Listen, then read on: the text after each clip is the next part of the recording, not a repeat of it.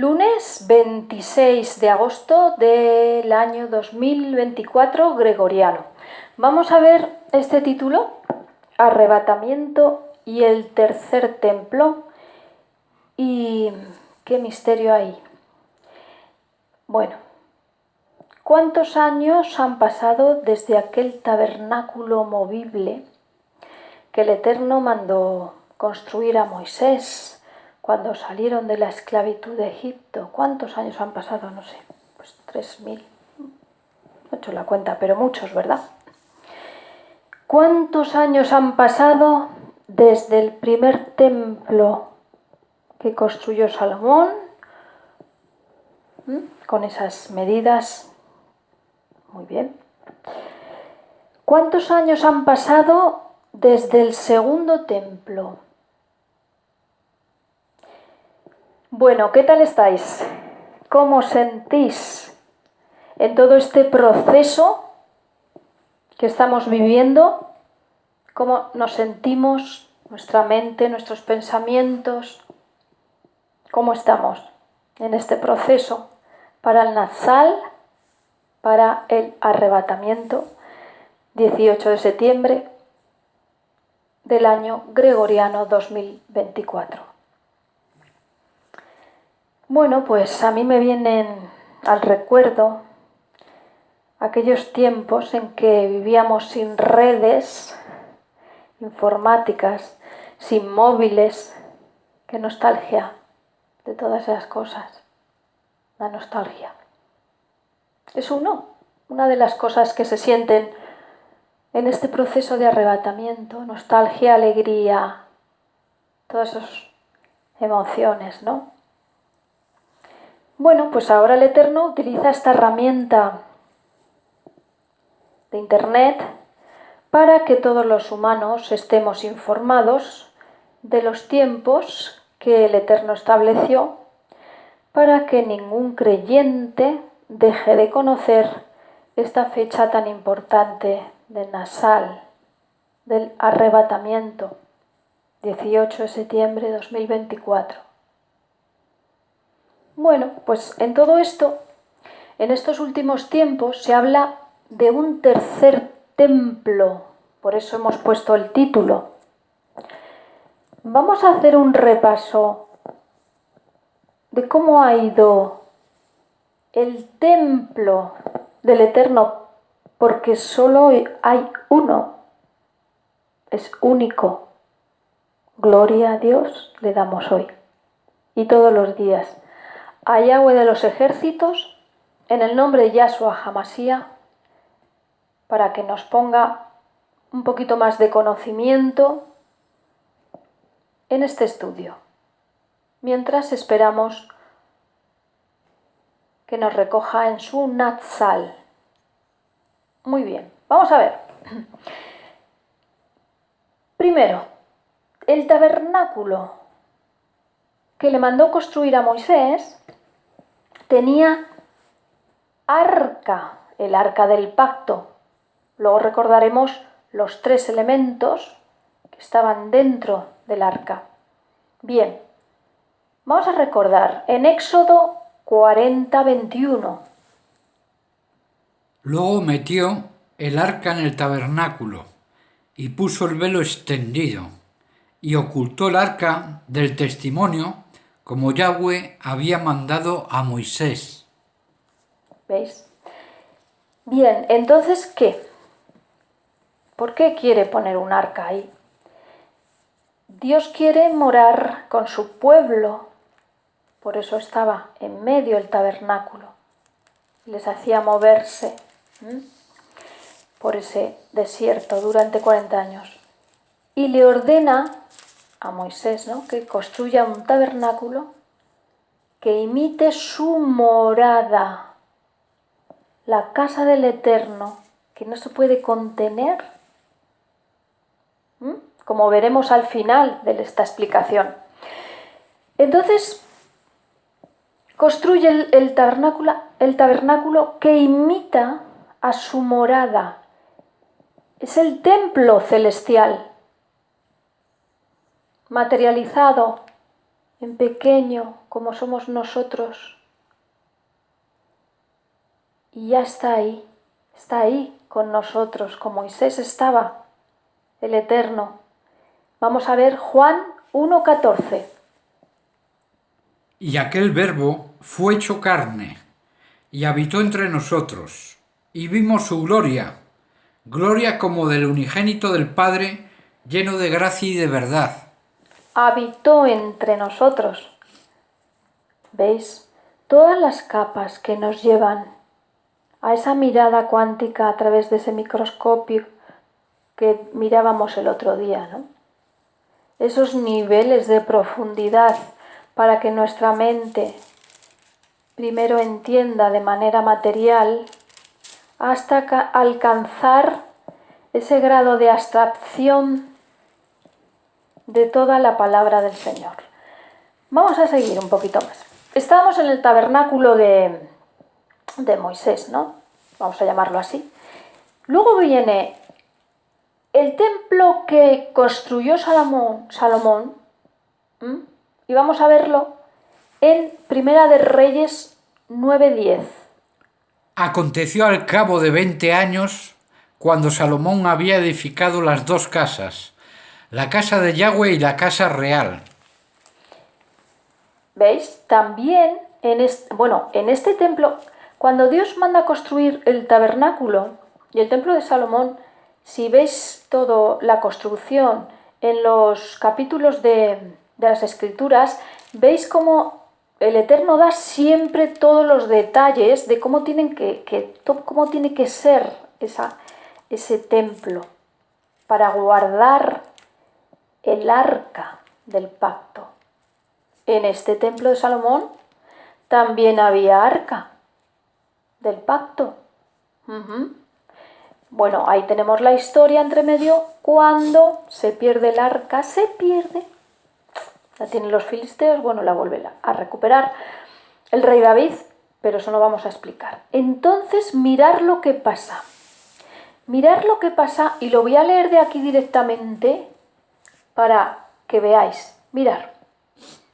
Fijaos, en la destrucción del primer templo, el libro que tiene la Casa de Judá, uno de los libros de tantos que tiene, con los comentarios de la Torá escritos, dice que narra, bueno, exactamente en el Talmud, pero bueno, como los jóvenes sacerdotes subieron a la cima de Geisal, no sé si lo pronunció bien, con las llaves del templo en la mano y gritaron: Maestro del universo, lo decían, ¿no? Al Eterno. Ya que no tuvimos la suerte de ser cuidadores confiables, dejemos que las llaves, y las arrojaron al cielo. Y dicen que una mano salió del cielo y tomó las llaves del templo. Cuando la destrucción del primer templo. Esto es en la tradición judía, dice esto. Entonces, fijaos, en el tabernáculo estaba el arca, en el primer templo también, pero ¿y en el segundo? ¿Había arca o no había arca del pacto? Pues no había. ¿Qué pasaba en el segundo templo? Se construyó y, resumiendo un poquito, dice: el segundo templo, el templo sagrado, fue reconstruido, pero no era lo mismo sin el arca del pacto. Y aunque había el lugar donde estaba el arca, estaba ese lugar dentro, en el Santo Sanctorum, en el lugar Kadosh Kadoshim, que solo podía entrar una vez al año el Sumo Cohen, bueno, en ese lugar estaba vacío, no estaba el arca. El segundo templo era como una sombra del verdadero y único templo. Y aunque había sumos sacerdotes, al final terminaron corrompiéndose totalmente. ¿Y qué pasó? Pues que se acabó la profecía y pasaron 40 años sin profecía, sin milagros, sin profeta, desde Malaquías hasta Mateo. ¿Y quién vendría? ¿De quién vendría la mayor profecía? ¿De qué profeta? Todos los profetas han sido grandes, aunque dicen profetas mayores, profetas menores. No, todos son grandes profetas de Dios, del Eterno. Pero ¿quién vendría a anunciar la mayor profecía? Juan el Bautista. Que veis que no estaba en el templo, porque Juan Bautista se ve que era el sucesor de Sumo Cohen, pero no quiso, porque dijo, ese templo está corrompido, no hay arca. Bueno, todos están, vamos, fatal. Entonces, ¿qué pasa? A ver si seguimos el hilo. Que vemos que el mayor profeta, como dice en Mateo 11, 10, 11, vamos a ver. Porque este es de quien está escrito. He aquí yo envío mi mensajero delante de tu faz, el cual preparará tu camino delante de ti. De cierto os digo, entre los que nacen de mujer no se ha levantado otro mayor que Juan el Bautista, pero el más pequeño en el reino de los cielos mayor es que él. ¿Veis? Ahí anuncia el mayor profeta, Moisés es mayor profeta, pero ahí tenemos a Juan el Bautista, el mayor profeta, como lo dice en Mateo, porque anunciaba al verdadero Mesías, al propio Mesías, que en realidad, ya os lo voy a adelantar, representaba el arca del pacto, como ahora lo vamos a ver. Vamos a ver. Y ahora nosotros esperamos. Es que el Eterno siempre avisa. ¿Veis cómo avisó también que venía el Mesías? A través de Juan el Bautista. Es impresionante. Siempre avisa. Siempre. Vamos a ver un momentito Juan 14, 2, 3. En la casa de mi padre muchas moradas hay. Si así no fuera, yo os lo hubiera dicho. Voy pues a preparar lugar para vosotros. Y si me fuere y os preparare el lugar, vendré otra vez y os tomaré a mí mismo, para que donde yo estoy, vosotros también estéis. Eso nos está hablando de Natsal, de arrebatamiento, ¿lo veis? Es impresionante cómo ya toda la escritura está conectada. Toda. Dice, y claro, en la casa de mi padre muchas moradas hay. Nosotros estamos esperando en Natsal para que nos lleve a esas moradas y nos recoja. Y recuérdame un momentito Juan 2.3 que decía que voy a preparar morada porque os voy a recoger. Es impresionante. Cada vez que se leen las escrituras, se ve todo. Pero hay que leerlo. Hay que leerlo una y otra vez. Y pedirle sobre todo al Eterno que nos dé entendimiento. ¿Veis? Puedes leer Juan 14, 2, 3. Que es que tenemos que fijarnos. No tenemos que leer por leer. Tenemos que repasar una y otra vez, Mirar.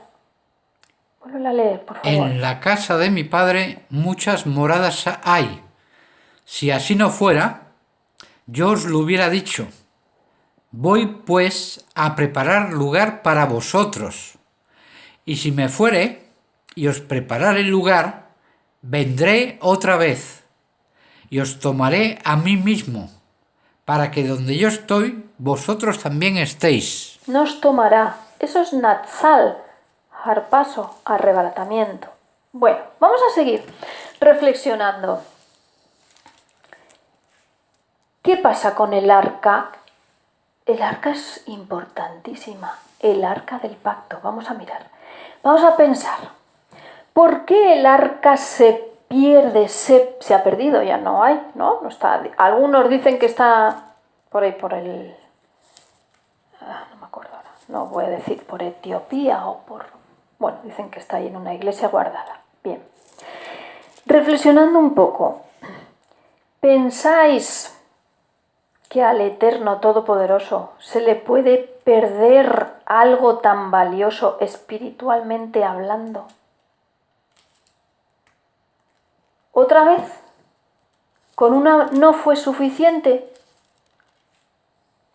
Cuando la recuperó el rey David, ¿pensáis que otra vez se la ha perdido? Perdón.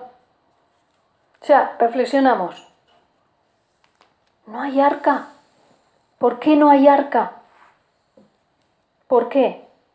Porque Yahshua, Hamasía, que vino, él era el arca. Y entramos ya en un nivel de profundidad. No nos quedamos en la materia.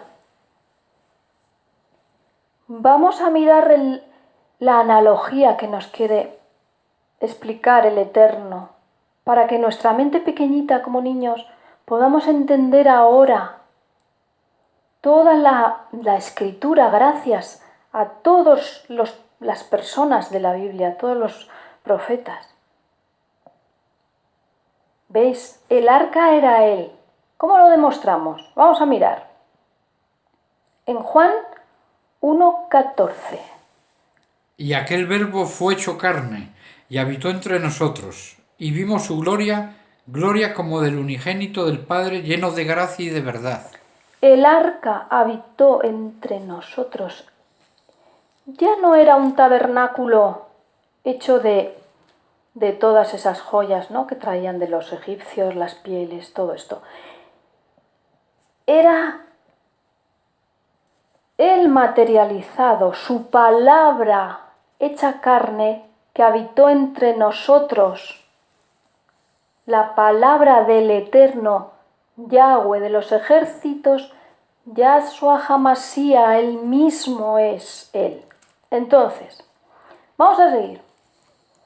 Entonces, el arca tenía 3 elementos. Tenía el maná, tenía la vara de Moisés que reverdeció y el libro de la ley, la Torá. Vamos a ver, maná de vida. Vamos a Juan 6:35. Jesús les dijo: Yo soy el pan de vida. El que a mí viene nunca tendrá hambre, y el que en mí cree no tendrá sed jamás. Claro, es que Él nos estaba dando símbolos para que nuestras mentes ahora, cuando han pasado tantos miles de años, podamos haber ido haciendo esas conexiones para entender ahora. No quedarnos, claro, dice, la letra mata, no mata la letra. Pero hay que mirar ya la profundidad. Era ese símbolo que nos dejaba para que ahora entendiésemos quién es ese pan de vida. ¿Tuvieron que comer maná? Claro. Pero ahora sabemos que ese maná se hizo carne también. Era el mismo. ¿Entendéis? Entonces, la vara de Aarón, ¿no?, la vara que reverdeció. Y el libro de la Torá. Vamos a Mateo 5, 17, 18. No penséis que he venido para abrogar la ley o los profetas. No he venido para abrogar, sino para cumplir. Porque de cierto os digo que hasta que pasen el cielo y la tierra, ni una jota ni una tilde pasará de la ley hasta que todo se haya cumplido. ¿Veis? Es que Yahshua es la Torá viviente, hecha carne, pero divino, porque es Dios, es el Eterno. ¿Y por qué? A ver, ¿cómo representaba? Ya hemos visto cómo iba representando esos 3 elementos del pasado y vino. Y entonces, por eso tenía la autoridad para entrar y tirar las mesas donde hacían intercambio de moneda para poder comprar los animalillos del segundo templo, que no tenía arca. Y por eso él tenía esa autoridad, porque era la ley misma, la Torá misma, y por eso entra a ese donde estaban las mesas de los cambiantes, ¿no? De las monedas, porque solo aceptaban las monedas de Herodes, se ve que.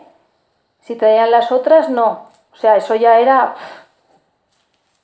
terrible. Y entra el rey de reyes, Yahshua HaMashiach, y tira todas las mesas. Tiene autoridad. ¿Veis que está representado él? Representa el arca del pacto. Es muy importante. No se puede mantener un templo, el templo, porque solo hay uno, sin el arca del pacto. Por eso dijo, no quedará piedra sobre piedra, porque era él, es él. ¿Veis? Es que esto lleva mucha profundidad. Tenemos que dejar nuestra mente ya sin ponerle esos límites que hemos puesto durante todos estos años.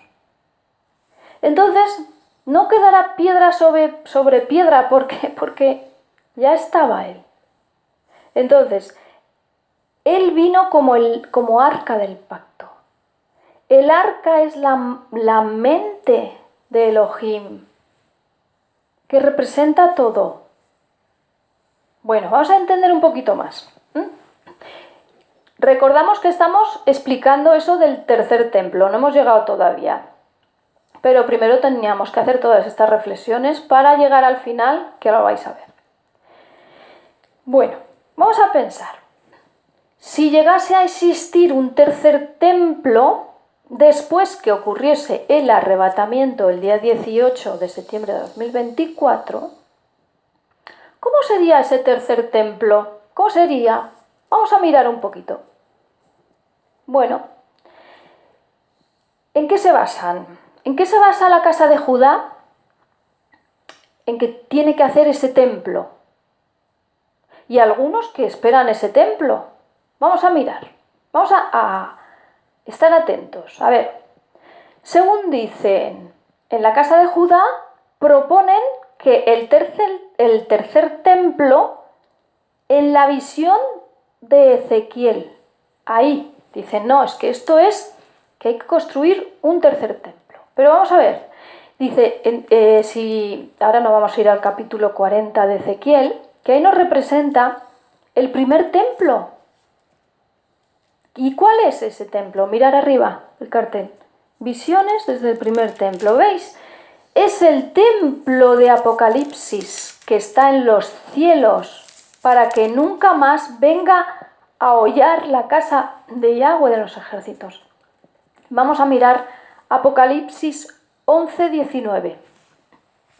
Y el templo de Elohim fue abierto en el cielo, y el arca de su pacto se veía en el templo, y hubo relámpagos, voces, truenos, un terremoto y grande granizo. Ahí está el arca, porque está Dios, porque subió. Él representa todo. ¿Que van a hollarlo otra vez? No hay arca. Pueden hacer cualquier construcción, pero no va a haber arca. Arca del pacto. Bien. ¿Quién va a tocar? Acordaos que tocar el arca tenía que ser los Kohanim, los levitas. ¿Qué esperan? ¿Otra vez? ¿Que sea robada otra vez? No. Vamos a ver. Ezequiel 43:7. Y me dijo, hijo de hombre, este es el lugar de mi trono, el lugar donde posaré las plantas de mis pies, en el cual habitaré entre los hijos de Israel para siempre, y nunca más profanará la casa de Israel mi santo nombre, ni ellos ni sus reyes con sus fornicaciones, ni con los cuerpos muertos de sus reyes en sus lugares altos. Posaré la planta de mis pies. Estamos hablando de la visión de Ezequiel. Ezequiel es imprescindible, porque es el paralelo de Apocalipsis. Vamos a verlo ahora un poquito, después de unas frasecitas. A ver, vamos a ver. Entonces, ese tercer templo que supuestamente a lo mejor construyen alguna construcción después del arrebatamiento del Nasal, pero no va a tener arca. ¿Vale? Entonces, en Ezequiel no hay un mandato de construir un templo, solo lo describe, y es el templo que está en el cielo. Vamos a mirarlo ahora, veréis. Vamos a ver un momento las concordancias que vemos, los paralelismos que vemos en el libro de Ezequiel con el libro de Revelación. Porque era una profecía que luego vuelve a mostrarle a Juan ya todo más explicado. Pero bueno, vamos a Ezequiel 43. Me llevó allí, y aquí un varón, cuyo aspecto era como aspecto de bronce, y tenía un cordel de lino en su mano, y una caña de medir, y él estaba a la puerta. Bien, vemos que tenía bronce bruñido y tenía para medir. Estaba midiendo el templo. Vamos a ver, Revelación 1:15. Y sus pies semejantes al bronce bruñido, refulgente como en un horno, y su voz como estruendo de muchas aguas. Nos vuelve a aparecer el bronce bruñido, un varón, ahí, ¿ves? Es lo mismo. Vamos a ver un momentito a la Revelación 11:1 para ver esa vara de medir, cómo siguen midiendo.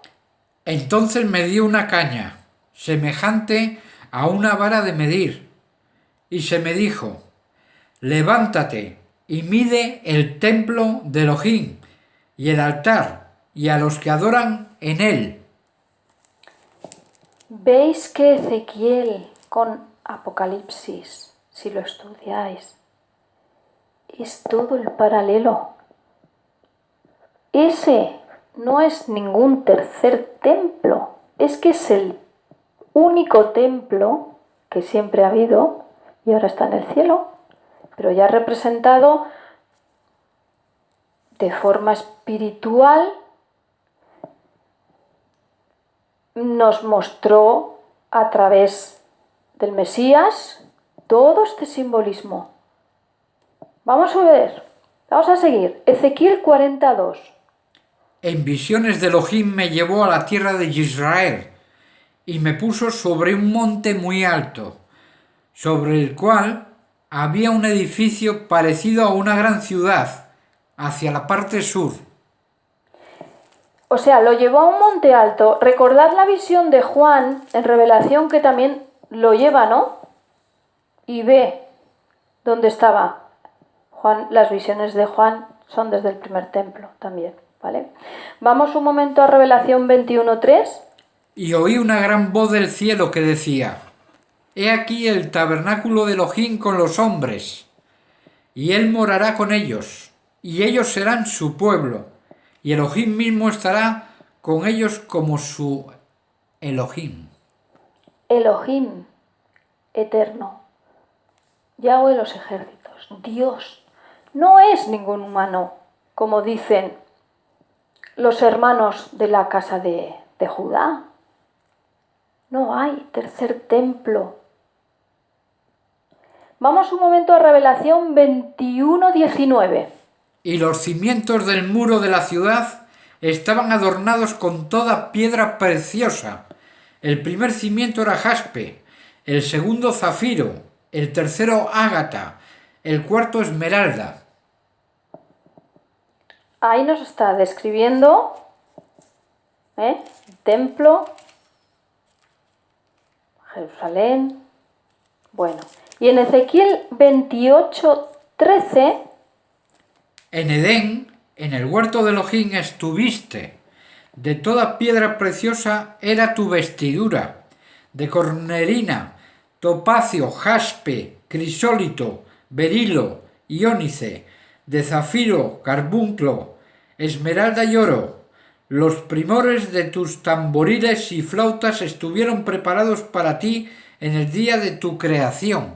Bueno, aquí estamos hablando de algo, es otro estudio, pero veis que aquí nos está hablando del jardín del Edén en Ezequiel.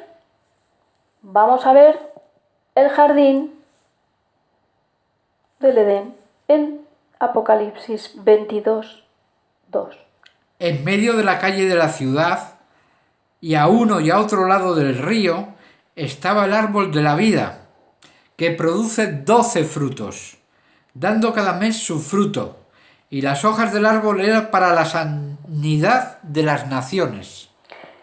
Muy bien, pues ahí vemos que si estudiamos Revelación junto con el libro de Ezequiel, vamos a ver sobre todo esa construcción del templo y cómo es el templo verdadero, majestuoso de los majestuosos, que ahora vamos a ver un poquito.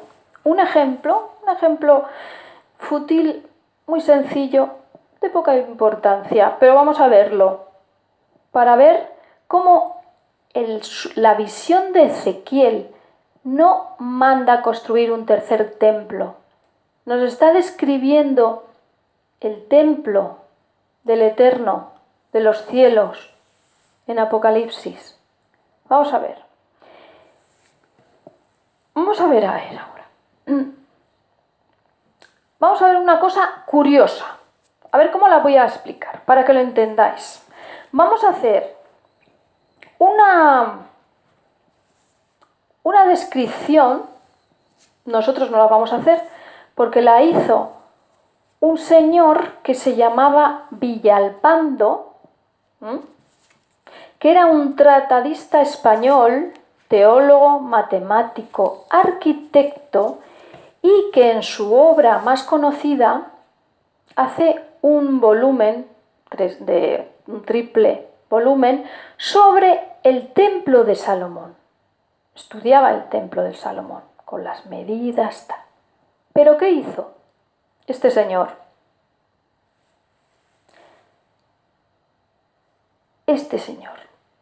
Pues lo que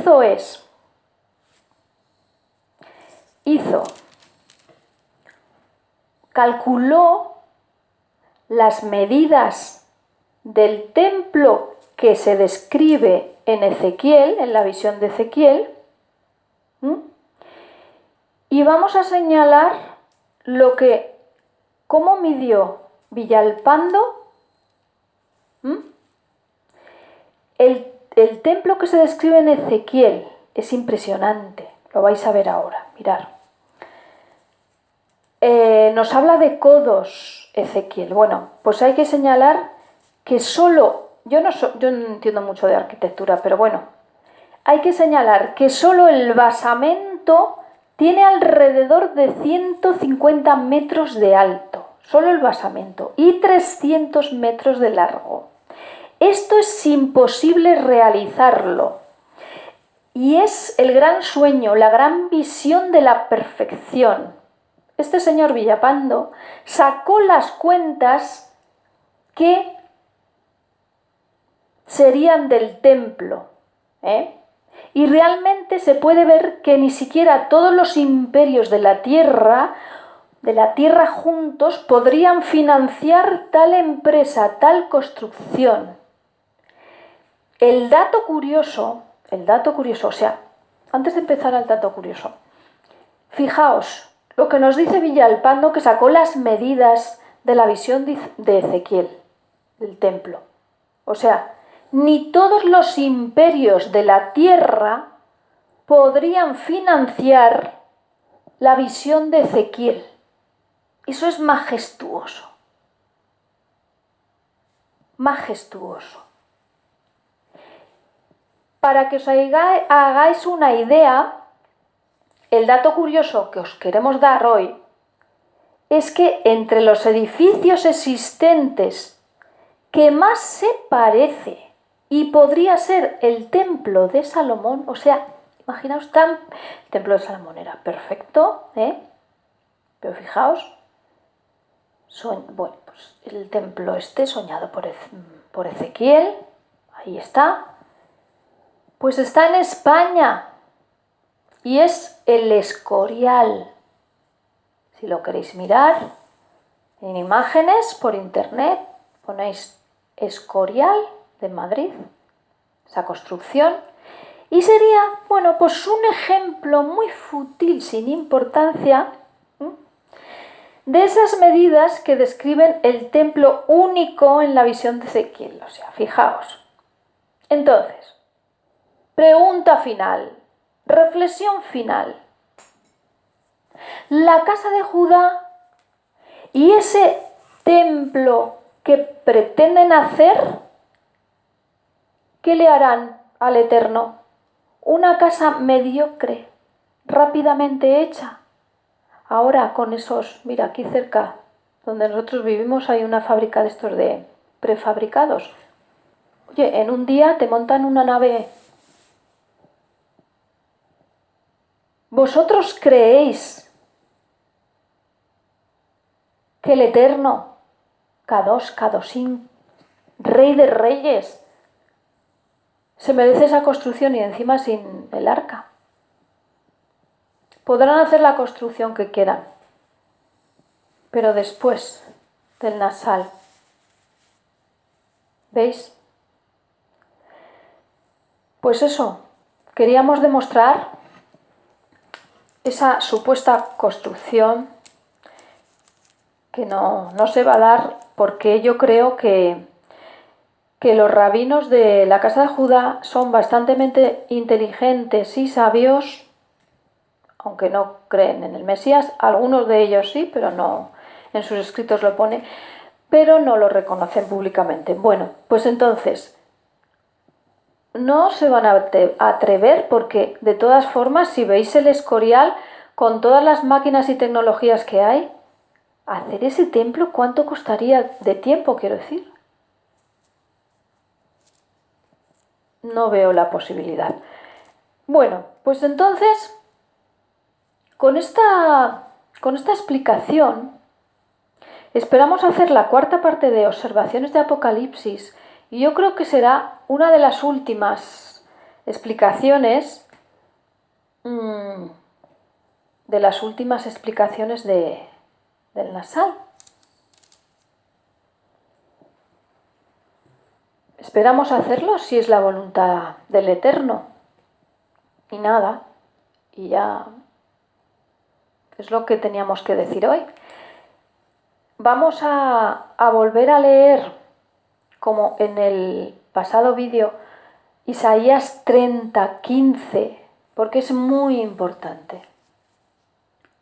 Porque así dijo Yahweh, el Santo de Israel: